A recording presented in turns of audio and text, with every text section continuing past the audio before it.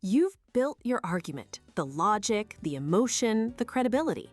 But a perfect argument on paper can fall completely flat. Why? Because persuasion isn't just about what you say, it's a performance. It's all about delivery.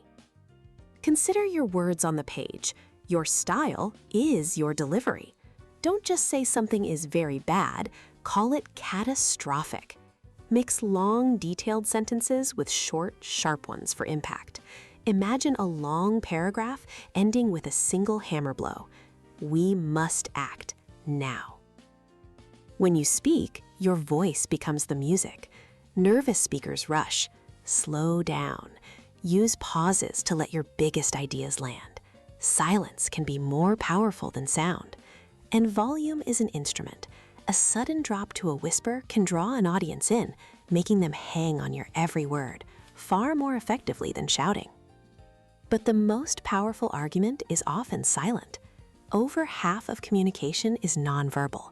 Your stance, feet shoulder-width apart in a power pose, broadcasts confidence before you even speak.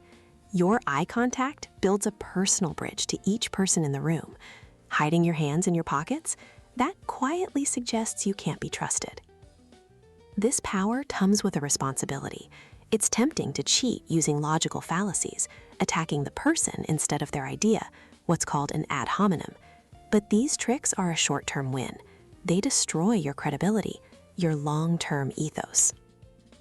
Ultimately, persuasion is the skill of turning thought into action. It's how change happens. By mastering these arts of delivery, the written, the spoken, and the silent, you're not just making a point.